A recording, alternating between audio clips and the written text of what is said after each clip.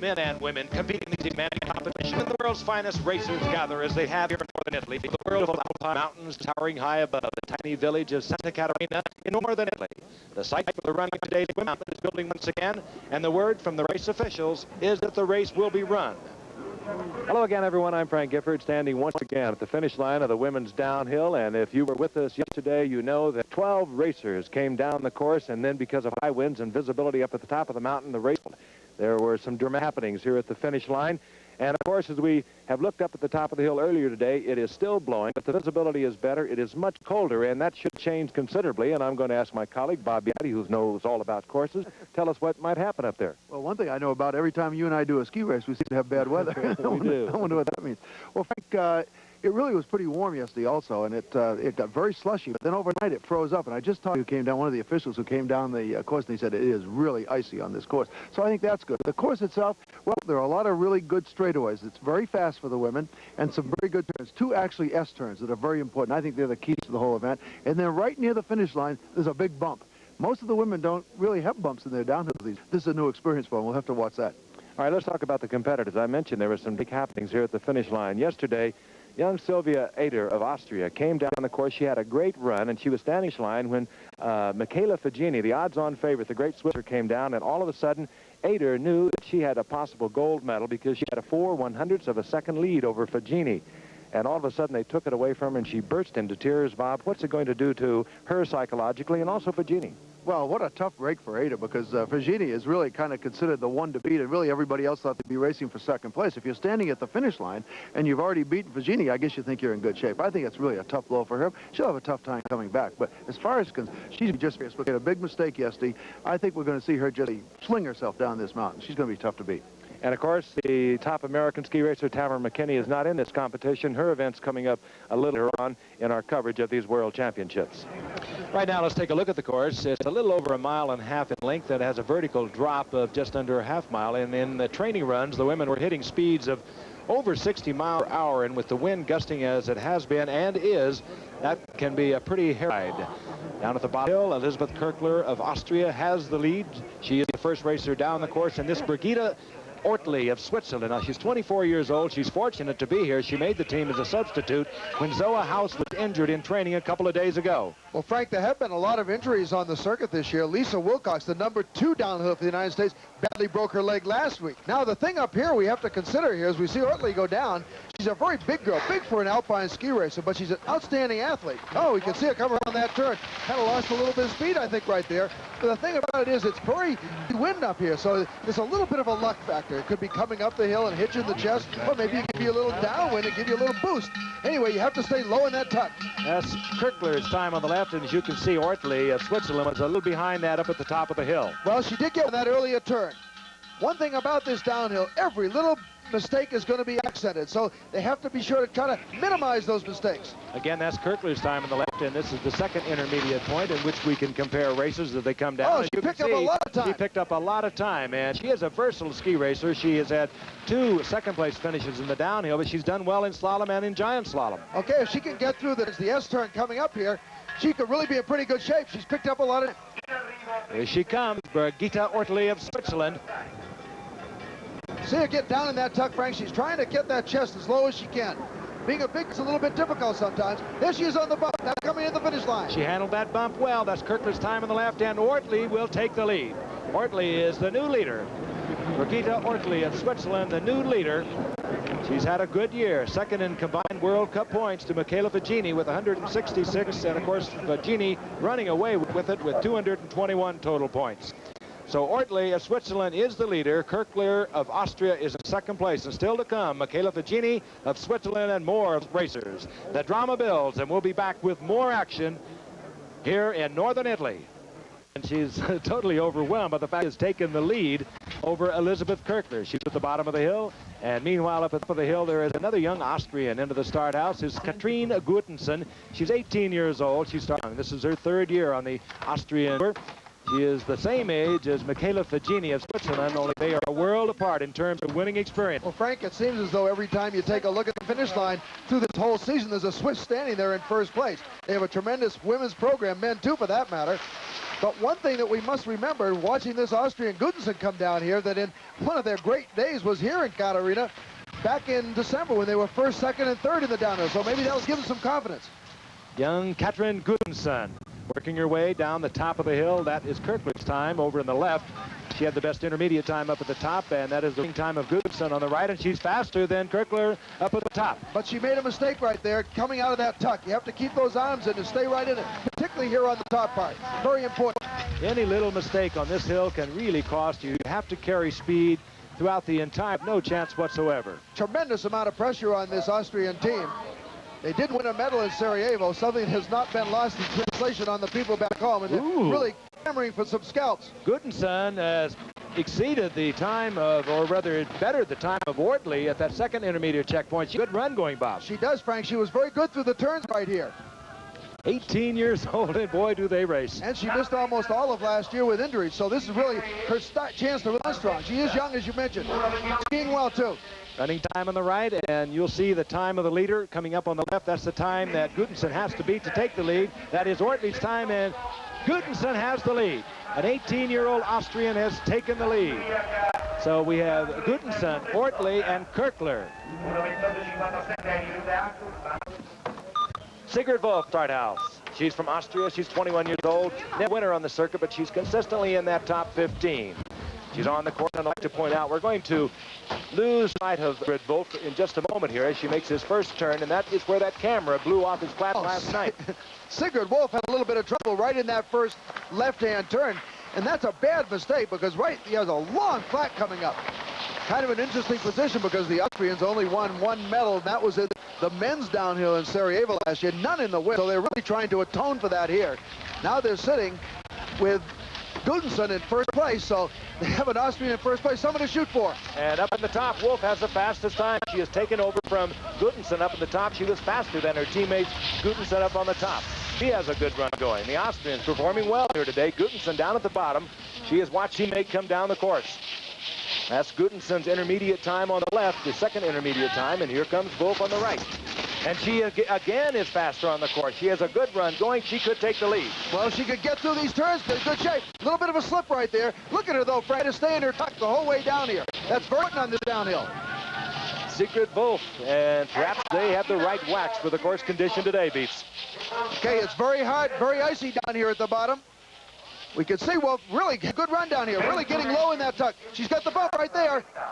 Good job over it. That is Gutensohn's time on the left, and that's Wolf's running time on the right. And no, she did overtake her teammate by 1/100th of a second. And that is the margin between victory and defeat in Alpine ski racing. And of course, that's why it is dramatic, so attractive. They are going at speeds of 60, 65 miles per hour. And we have a girl that has just missed taking over the lead from her teammate by 1/100th of a second. And with Figini yet to come, the Austrians have really put something up there for her to shoot for. And I think that she is in total shock. There she is, Katherina Gutensohn of Austria. 1/100th of a second is hard to believe. And meanwhile, up at the start house, another fine Swiss racer, and we have so many of them. 23-year-old Ariane Ehrat of Switzerland. And of course, she had a great disappointment in the Olympics a year ago. She was in third place when Olga Tova came down late in the field and replaced her, taking the bronze medal. So she would like to get the gold here. Ariane Ehrat of Switzerland on the course. Frank, she's the smallest downhill specialist on the circuit, so she should be able to really get low on her tuck up here. Maybe cut down on some of that wind resistance. Hopefully not get a gust of air coming up and hitting her. Wind is continuing. Oh, she had a maybe try to problem get there. into her tuck a little bit early there. Maybe she should have gotten through the turn a little bit first before she tried to get. She's a little bit anxious. Again, it's hard to predict the time at the top because of that gusty wind. That's Wolf's time on the left. She's had the best time up at the top of the hill, and Ehrat is better. Well, she looked pretty good in the turn, except that one little mistake. See, she's trying to get just as small as she can now. Doing a pretty good job with the tuck position right through here. Aerodynamics so important on this type of course. You have to maintain that speed. You also have to really relax through here, not get stiff, particularly in those ankles. Let those ankles kind of follow the contours of the snow.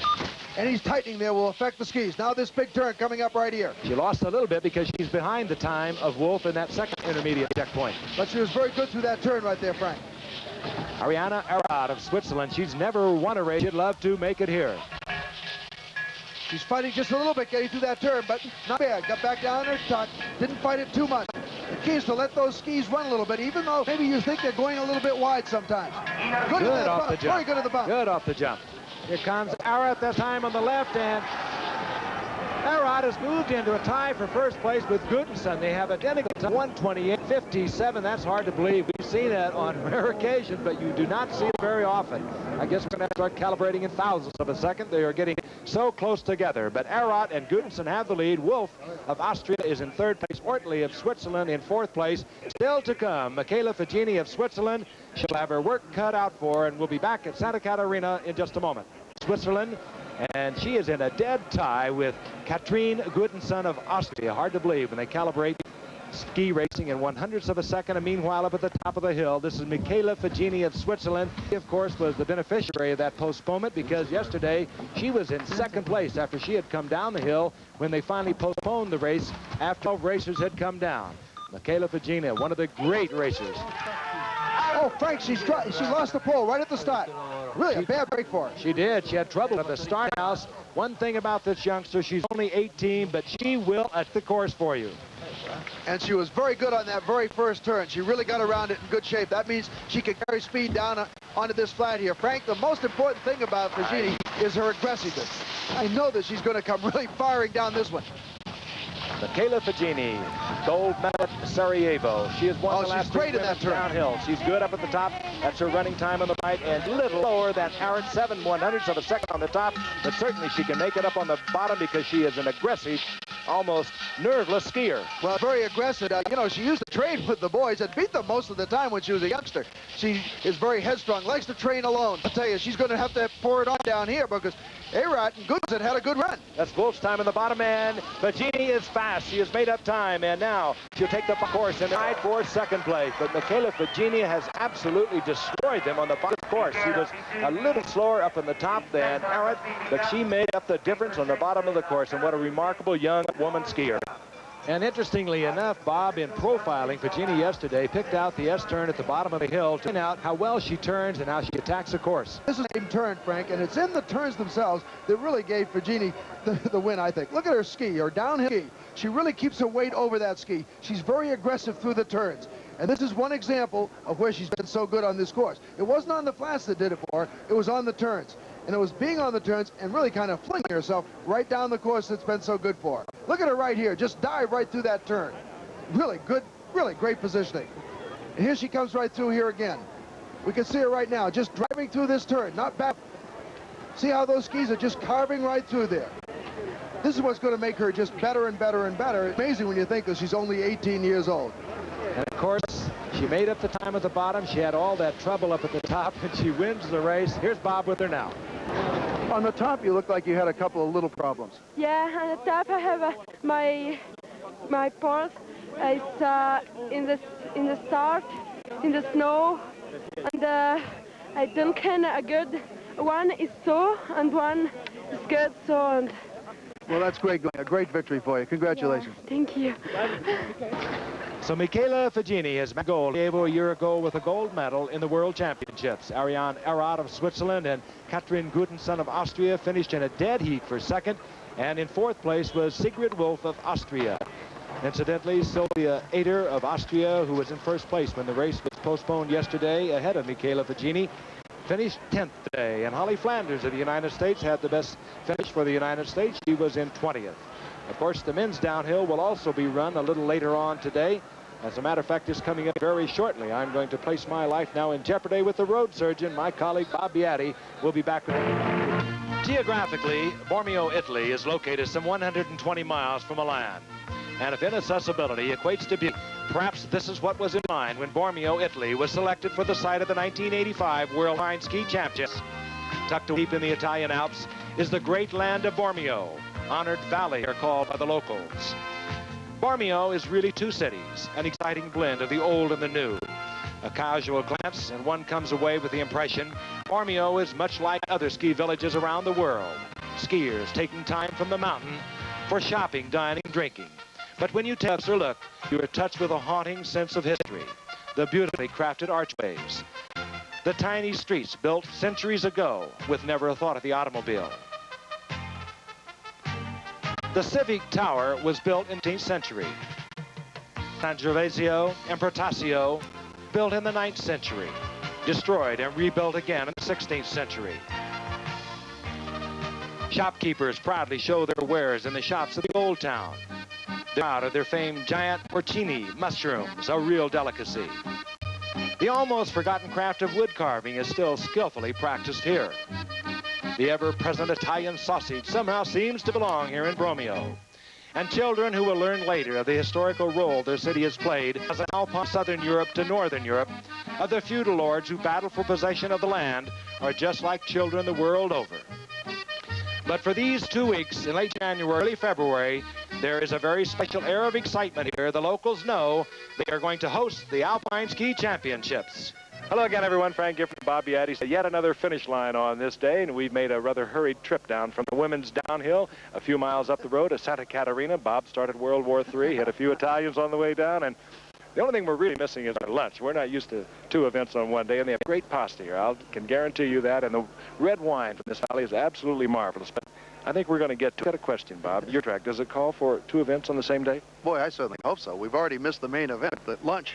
So a lot of people back home think we're over here on vacation anyway. I hope they're watching. Lunch highlights in the world of skiing. Let's get to this event, Bob. They have cut this course just for this World Championship. It should be very, very fast today. I got last night. It's going to be icy and slick. Right, Frank. You know, the thing that's interesting is you've already mentioned this is the first time this has ever been run. So there are a lot of unknown factors. All week long, they've been training on the downhill, but they've never trained on it like it is today. The snow has always been soft. Now, all of a sudden, it's frozen up, as you mentioned, and I'll tell you, it's going to be a whole different affair. I talked to Ken Reed, the great Canadian downhiller, over a couple of years ago, and he said it is glare ice. It'll be something. All right, let's talk about the people, and the people that race downhill are rather special, and there is a special one in this competition. A racer already recognizes that very young from Switzerland, Pirmin, Zurbriggen.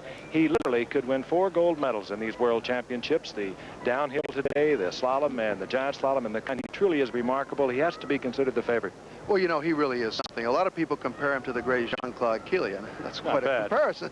As a matter of fact, Jean-Claude is here. I saw him just a little. Did you have lunch with him? No, he missed lunch. But the thing I think that's so good for Zurbriggen is because the turns are so icy, he should really be favored even more than he ordinarily would because he's great on the ice. He's in great shape. He should be very strong in this downhill. Candidly speaking, Bill Johnson of the United States has not skied well this year, perhaps facing those millions he spoke of after he won the gold medal at Sarajevo a year ago. Any shot at all? Well, I'd never write Bill Johnson off. He's a very good competitor. He has a lot of pride. And yesterday in the training run, he was second. However, it was very warm, softer snow, a little bit better for him. Now that it's icy, I think it's going to be a little bit tougher for him because he's not that great on the icy turns. On the other hand, young Doug Lewis of the United States has come on very strong this year. He's very good on the icy turns, and I think he could have a really good downhill here. It's going to be good downhill. If you've ever watched men's downhill racing, it is really something special, and we are just a short time period away from the start of this race. In contrast to Santa Katharina, where we had the women's downhill this morning, there are literally thousands of race fans that have flocked the finish area. They have lined the course from around the world. This is a world ski champion, and there is a tremendous air of excitement as there is for any downhill race. A look at the course, and we'll be getting the action underway very shortly. It's over 2 miles in demanding length. The racers will average about 70 miles an hour on this course. They will be hitting speeds in excess of 80 miles per hour, and it has a vertical drop of just under 3/4 of a mile. Pirmin Zurbriggen of Switzerland, he is the favorite. He's at the top of the hill. He has a great sense of purpose, and even at 21, life seems to be totally in perspective. Let's meet him now, up close and personal. The World Cup trophy, one of the most coveted awards in the world of amateur skiing, and one of the most beautiful. It's awarded each season to the skier who has the best combined overall results in all Alpine disciplines, the slalom, the giant slalom, and the downhill. Last season, this award was given to Pirmin Zurbriggen of Aumegel, Switzerland. He was the youngest recipient of the award. But 1984 didn't start off so successfully for Pirmin Zurbriggen. Pirmin was probably the last one to have hoped to win the award after the Olympics in Sarajevo with a disappointing showing in all 3 disciplines. Here in the giant slalom was an example of the many frustrations he had to confront during his first Olympic participation. And he had to watch as Bill Johnson captured the gold medal run that moved him into 4th place in the downhill.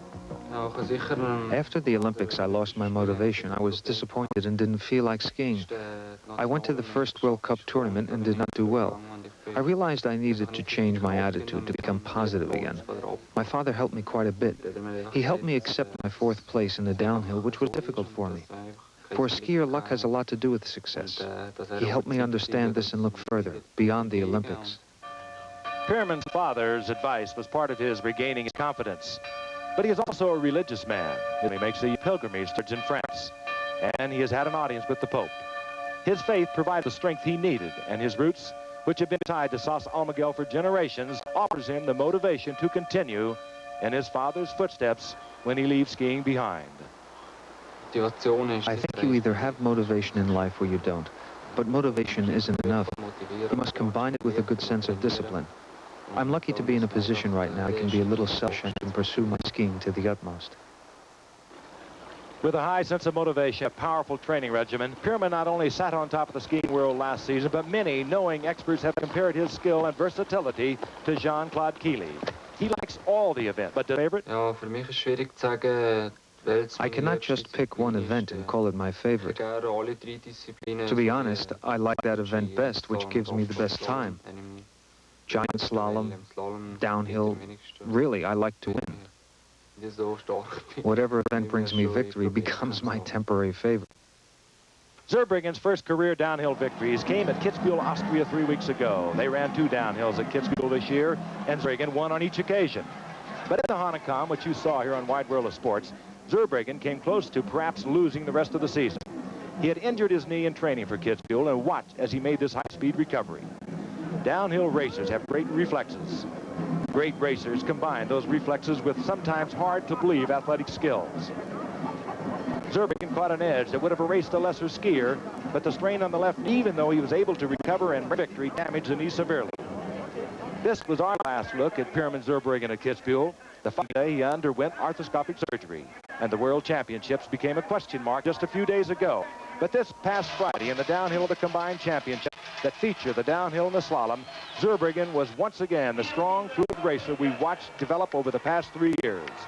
From the 11th position in the draw, Zurbriggen overtook his teammate Peter Lucier, and showing little or no after effects from the surgery, skied to a 0.2 of a second victory. It truly is a remarkable comeback. 3 weeks after surgery, Zurbriggen is once again a strong contender in each of the 3 men's competitions.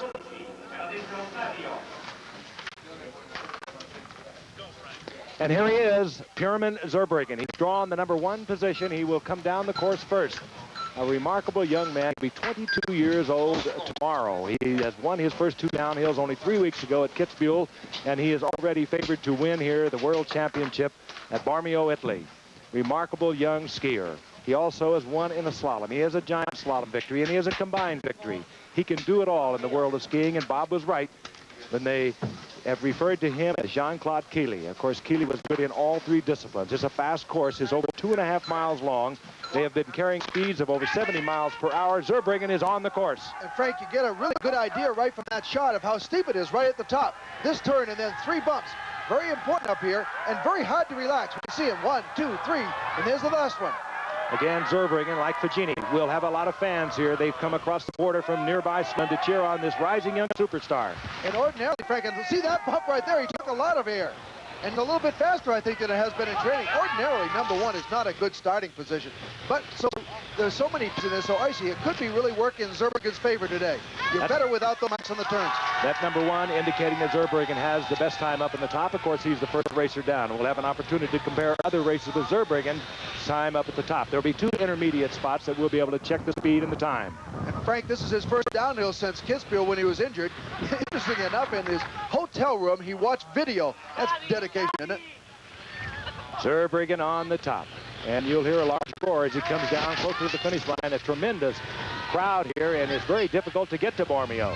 Okay, that traverse right through here was very important. Make your skis track. He almost lost his balance right through here, but he's still staying on his skis. Really, literally turned in the air, Bob, to catch himself. Well, as Bill Johnson mentioned, sometimes it's hard to see where the next turn is coming out of sections like that. Look at him, look at the speed, though. Again, keep in mind they are traveling at speeds of upwards of 70 miles per hour. And it is very icy doing that. Right there, 82.849 miles per hour. They average a little over 20 miles an hour, but keep in mind they start from a standing start in that start house. From speed, right on the edge of disaster at all points. Okay, we're going to sit down now through this very turny section, and this is very critical right through here. This is where Zurbriggen really excel. Look at him speed. Frank, he almost lost his outside ski right there, but he pulled it right back. That's the knee that was injured too, that left knee. Good shot as we look with the Leadsom camera. Zoom lens across the valley. Zurbriggen needs to have a little rough run, but he keeps his skis going down the hill. Pirmin Zurbriggen, 2:06.68. Zurbriggen crosses the finish line, and we'll have an idea how he did as the other racers come down. But this is the man. They should win 4 golds. Of course, he has to win here. Then he has a giant slot on the slalom and, of course, the combine. He did have a little bit of a problem there low on the course, Bob. Frank, it's often said that a great downhiller is often on the brink of disaster, and Zurbriggen is at that point right down here. Now let's watch him. We can see him coming down here in very good shape, looking for speed. Now that left ski slides right out from under him, but he doesn't even get out of his tuck. Almost falls down right in there. Look at the angle that he hits to the snow. But he's right on going. Keeps those skis going down the hill. Right back in the tuck and looking for speed again. Tremendous recovery right there, Frank. And the irony of the draw in ski racing is that Bill Johnson, the United States, the Olympic ski champion, who's had really a bad year coming into this championship, will be following Zurbriggen down the hill. He's had the flu this past week, but his best finish over 5 downhills in the World Cup is 7th. And that, of course, is not what you would like to see from an Olympic gold medal champion. And what a picture postcard the finish line is. Thousands of fans from all over the world. They've come from Milan, they've come from Rome, Japan, literally from around the world, because these are the World Alpine Ski Championships. We'll be back with more action in a few moments. With a lot of pressure on him. Bill Johnson, the gold medalist from Sarajevo, of course, from the United States. The youngster has had himself quite a year. He was thrust into the spotlight I'm sure he was not familiar with. He handled some parts of it well, others he did not. And now he is about to take the course. And of course, Bob really is not to his liking. This is a very hard, icy course. He likes the soft snow. No, but he'd like to make up for everything right now, Frank. And I think if he's going to have a good result here in this particular downhill, he's going to have to be good on the top half part of the course. It's Hurdy down at the bottom, where we said he might be having some problems. We talked about the flu that he had this past week, but he did have that second best time in the training run yesterday.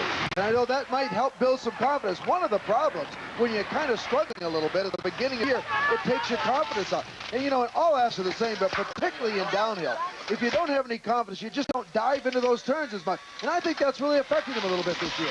Last year he was just full of confidence, as we already know. Over a half a second behind Zurbriggen's time up at the top of the course. And if he's going to do well, he's going to have to make up a great deal here in the lower part of the course. And you never really know how well a racer has done when he comes down first. We really don't know about he slipped right Zurbriggen there yet. in that turn. You could see him slip right out in the turn. That's the problem he's been having this year. Also, we might mention that he said to us earlier this week that he felt that this course set by the Swiss coach was set really for Zurbriggen. Not so much for himself, obviously. Well, he doesn't like these turns. He thinks it's too turny. Sounds like something Bill Johnson might say. Again, his running time on the right. You'll see the time of Zurbriggen over on the left coming up. And we will be able to compare the time of Johnson up in the top of the course with that of Zurbriggen. You can hear those skis sliding on that ice. He's very good in the air. He's very good going straight. He's known as a great glider. In fact, he's probably the best glider in the world. Over 81 miles per hour, the speed, and he's well behind the time of Zurbriggen. He'll never make that up. Well, Zurbriggen, remember, might not have been all that great on the bottom part of the course. And a person who could really well could do it. I don't know that he's really in that position right now, at least this year.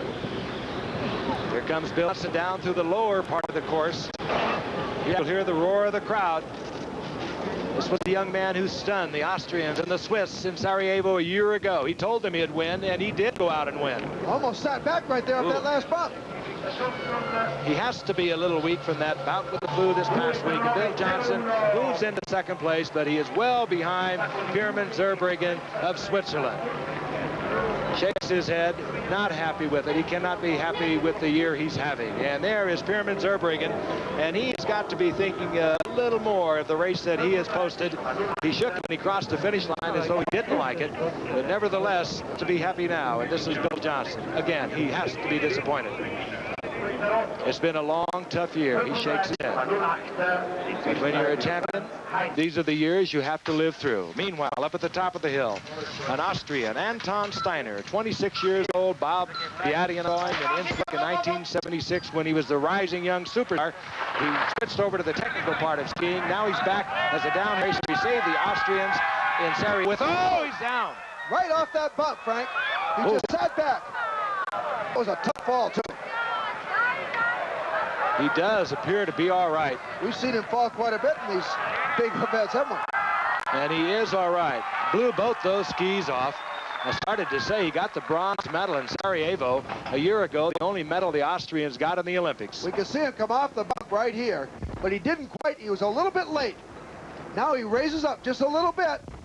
Those skis come right up in his face, right over backwards. And he's still trying to save it, even there. Lucky he wasn't hurt. Anton Steiner is out of the competition. And what a vicious fall he was. Keep in mind, they're hitting speeds of over 80 miles per hour. Well, he was lucky. Those skis did come off for him. Careening down the course over 100 yards. There's a good example of why when it's icy like this, you slide and those skis don't stick in. Probably saved him from injury. Fortunately, he is not injured. The only pain for Anton Steiner is that he is now out of the competition.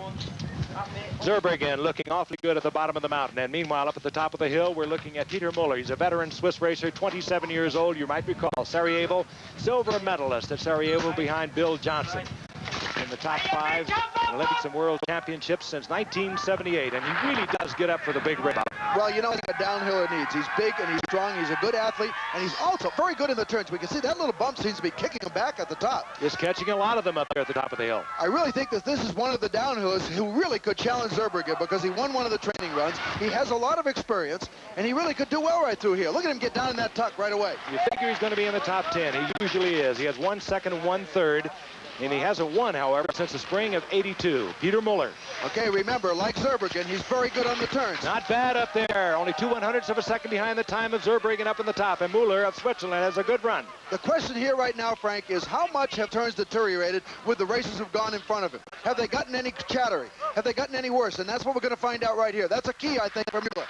Look at the ice glare across the snow. Beautiful run, 2.5 miles.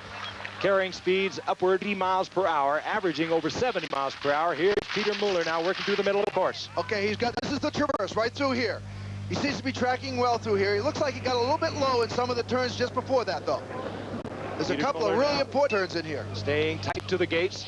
He's skiing well. We'll have an opportunity to compare his second intermediate time with that of Zurbriggen. Very close up at the top, only 2/100ths of a second off. And if fitness helps on this particular downhill, and I think it does because there's no chance to rest, it should really help Müller. As a matter of fact, he owns a fitness club. He's in great shape, and of course his experience, as we mentioned, should help him. He lost a lot to Zurbriggen through the middle of the course. Well, I really think that those turns are getting very chattery. I think it's going to be tougher for each racer. Makes Zurbriggen look better and better. And of course, Michael Müller caught the attention of the Italian crowd. There are a lot of Swiss here. Those cowbells are mostly all Swiss fans. And keep in mind, Switzerland is just over the border, just a few miles from here. And there are a lot of Swiss racing fans here. Running time on the right of Peter Müller of Switzerland. And you'll see Zurbriggen's time come up on the left, and it's looking better and better for Zurbriggen. A little bit there. Zurbriggen, the final few meters, and he moves into second place. He made up tremendous time to move into second place. Zurbriggen now lead, but Müller is in second place, and Franz Heinzer is third, and he skied well on the bottom of the mountain. Okay, we mentioned earlier, remember that with Herfliner coming up, that Zurbriggen wasn't that good in these lower turns, and it looked like Müller made up a lot of time. You make a good point. Of course, could be getting faster. But for the moment, Pirmin Zurbriggen of Switzerland is standing tall at the bottom of the hill. But still to come, Helmut Herfliner of Austria. He is the leader in World Cup downhill points. He could be a definite threat. But what a day it could be for the Swiss. Peter Müller of Switzerland is in place. Then is Franz Heinzer. He is also from Switzerland. And keep in mind, this morning in the women's downhill, it was Michaela Fagini of Switzerland with the gold, Ariane of Switzerland the silver. We'll be back with Helmut Herfliner of Austria. Into the start house, this perhaps the last man who can win this race, this world championship. This is Helmut Herfliner, and down at the bottom of the hill, you better believe that Zurbriggen knows that he could lose this to Herfliner. He has had great time. Zurbriggen has remained on top. He came down the racer. He still is in first place. Müller, Switzerland, second. Franz Heinzer is in third place. But here comes a man who has won 3 downhill races already this year, the leader in downhill World Cup points, and he could do it. Well, he's the one man that... Oh, he had a lot of problems right there. He sat back. That'll cost him some time. You need to carry all that speed onto the flat. I think really, though, Herfliner has got to stay close to Zurbriggen on the top 2 intermediate times. keeping in mind that Zurbriggen might not have been that fast right at the bottom. So I think if Herflaner can stay right up there close until he gets to those bottom turns, he could really do it. That's Zurbriggen's time again. The intermediate time up at the top of the hill will compare Herflaner with that time. And not bad up at the top. Well, you know, he lost about a half a second, a little more than that. A lot of that probably is by catching all of that air on that last bump, because he needed that speed out onto the flat. He's going to really have his work cut out for him now. How Helmut Herflaner would love to win this race. He was, remember, Bob, a year ago at Sarajevo, and all along came Billy Johnson and Herflaner, who was favored to win the Olympic gold, finished in 5th place at Sarajevo, and he had loved to win the World Championship. Okay, Frank, we can see how good he is in the turns right now. He's very quiet on his skis. They track very well. Here he is now, coming on through the traverse. Very important right there to have the skis track. It really is getting rough. I've mentioned several times now is that how rough it starts to get in the turns themselves. And that will take its toll. It's glare ice for Herflaner. Again, he has won 3 downhills. He's won 2 weeks ago at Garmisch. He also had a 2nd and a 4th. He's so consistent. Okay, he is an outstanding downhill, the best so far. 3 inches isn't all that bad. We're going to know right now if he has a shot. He's picked up an awful lot of time, but, you know, he's going to have some great turns down here at the bottom. Leaned in a little bit side right there. Downhill races have that little clock in that, and they calculate in hundredths of a second. He has to know he's behind Zurbriggen. He can tell by the races he's already run. He'll let it go right here. Okay, now we're going to get it. This is a pretty good shot to see, actually, how he is doing those turns. He's got to let that speed carry from gate to gate and not slide sideways in any of them.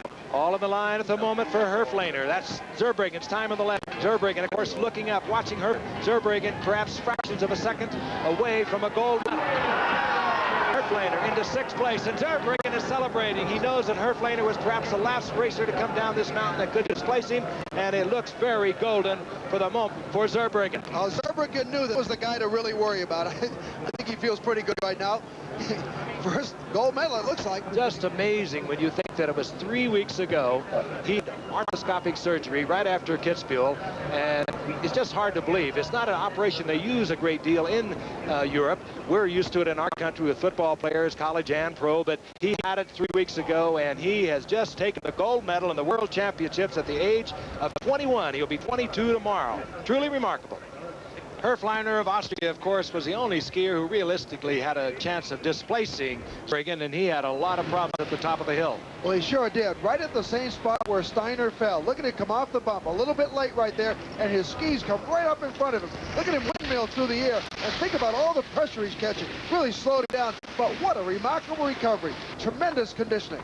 Doug Lewis at the United States is coming up. Bob talked with him after he had a good finish in the combine the other day. Doug, give us your opinion of the course.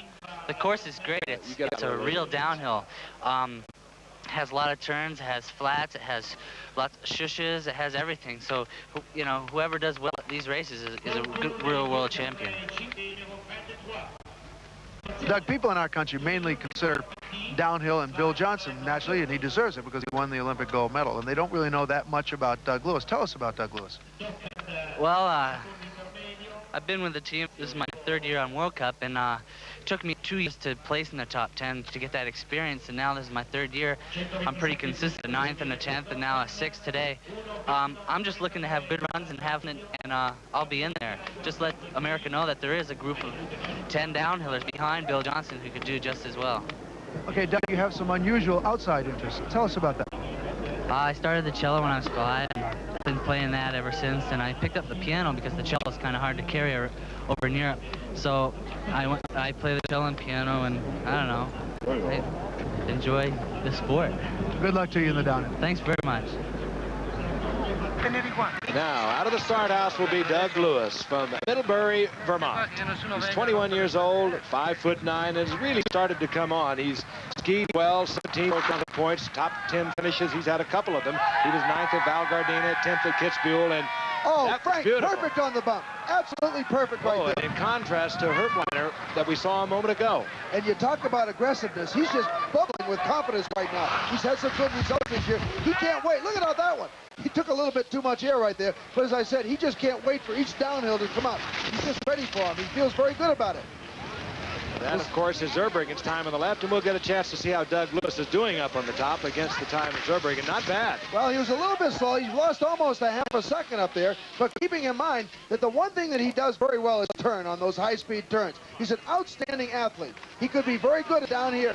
You heard him earlier saying that he liked this hill. He's trained well on this hill. He had a 6th in the combined down earlier when you were talking with him, Bob. One of the problems that he does have, though, starting so far down on the turns, though, it's getting a little chattery because of all the earlier races, so that could be a problem for him. He was 24th at Sarajevo, and then he really came on strong last year. He had an 8th place finish at Whistler Mountain, and he's skiing well. Well, he's still trying to stay in that tuck all the time, and that's important. But sometimes you don't want to stay in it too much and kind of ruin the turns. You've got to get through those turns right. Maybe wishful thinking, but they're already taking pictures of Zurbriggen at the bottom of the hill, and Doug Lewis has a good run going. Look at the speed he's carrying, over 82 miles an hour, almost 83 miles per hour. Frankie's picked up a lot of time down through here, and now he's 1.3 seconds behind. Here he Keeping him comes. to Zurbriggen wasn't that great on the bottom part of the course. This is really coming down through here where Lewis could be very strong. He's good in the turns. Lewis now into those final turns, and then it'll be the shush to the finish line. It is getting a little bit rough on the course right now, but it is bothering him. Very good in that particular bump. Look at him, look at him how low he is in his tuck. Zurbriggen's time on the left. Here comes Doug Lewis. He's third place. Doug Lewis has moved into 3rd place, and that should get him a bronze medal. Great result for Lewis. How is he happy? Mel Schonauer giving him a hug. Ski coach. Look at him. Look up at that leaderboard. Doug Lewis is in 3rd place. He should bronze medal. He will get a bronze medal, Bob. And almost as stunning is the fact that he's 14/100ths of a second out of a gold medal, only 3/100ths of a second out of a silver. But he does become the 2nd American ever to win a medal in a downhill event in World Championships competition or Olympic competition. Doug, unbelievable performance. Great going. Thanks. I can't believe it. They hardened up for me, and that's what I wanted, and I just had a great run, and I get to work. Well, you got a medal. Thanks. Oh, I'm so psyched. How was it up there? It was really windy. I mean, I felt the wind on me the whole time. I thought I was getting really blasted. But I guess I just kept my hands forward enough that I was pretty aerodynamic, and I nailed the bottom here, and that's what it did, I think. Did you ever imagine in a million years that you'd come here to the World Championships when you started the season this year and win a medal? No, not really. I was thinking this morning, I said, there's no World Championships for 2 years, so I better do it now or never. Doug, you got a great career coming up for you. Great going. Thanks very much. Yeah! What excitement. A new ski star is born for the United States. The final results, Pirmin Zurbriggen of Switzerland takes the gold in the men's downhill. Peter Mueller of Switzerland takes the silver, and Doug Lewis of the United States the bronze. Franz Palmer finished in 5th place, and Bill Johnson of the United States was 14th. We'd like to thank REI Italian Television. They did an absolutely great job today covering 2 downhills, top to bottom coverage. They've been great to work with. And here she is, Michaela Fagini of Switzerland. She took the gold in the women's downhill. She's only what a future ahead for this young woman. And Pirmin Zurbriggen, he'll be 22 tomorrow. His future is right now, and what a day it's been for the Swiss. 2 gold medals and 2 silver.